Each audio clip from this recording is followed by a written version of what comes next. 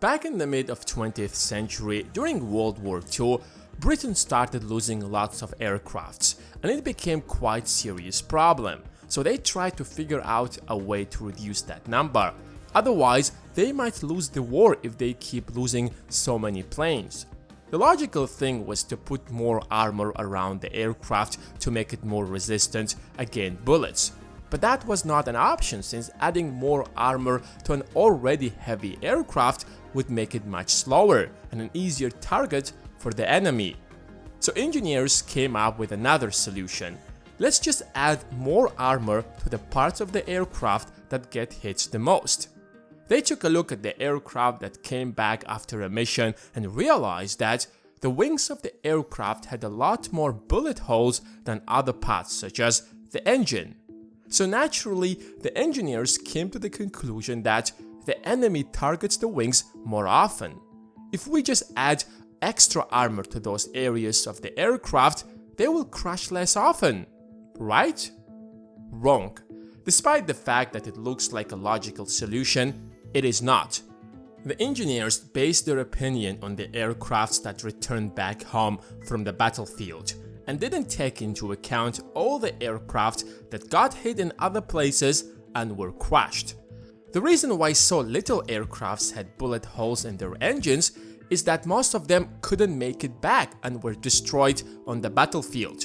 If you visit the hospital, you will see many more people with injuries in their legs and arms than people with injuries in their chest or head. That's not because people don't get shot in their head or chest, but rather because they end up dead in the battleground. This concept is known as survivorship bias.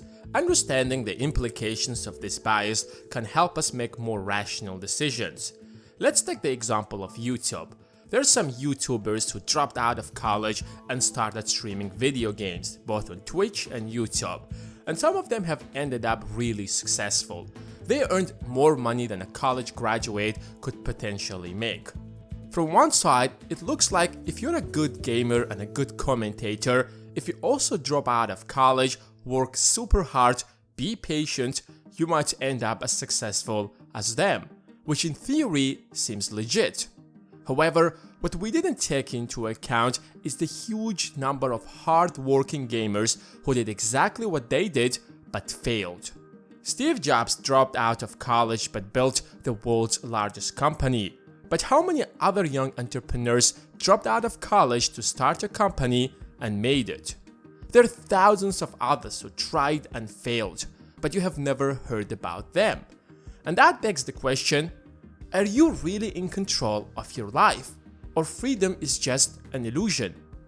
The truth is, the number of factors that influences our success is way beyond our control.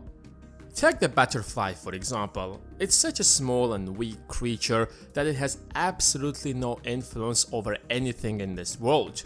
But the flap of a butterfly's wings in the Amazon creates a tiny change in the atmospheric pressure. Over time, they compound and cause a tornado in Texas.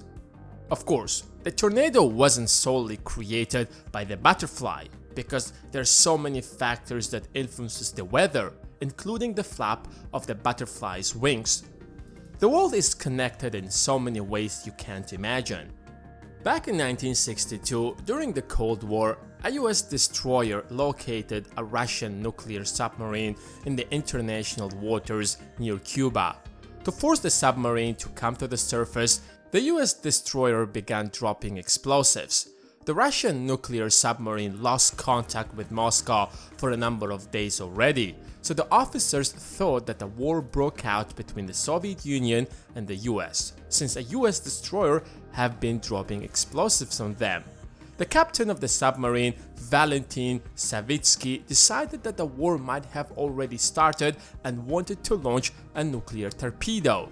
But to launch a nuclear torpedo, 3 officers on board had to agree unanimously to authorize a nuclear launch.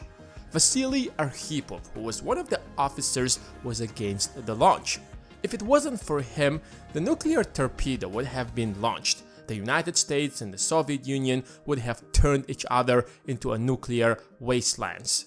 which means the dot-com revolution wouldn't have taken place in Silicon Valley, which means Jeff Bezos wouldn't become the richest person in the world today. It's not to say that Vasily Arkhipov made Jeff Bezos so successful, but the events that happened in the past have a huge impact on the world today, and what happens today will impact the future.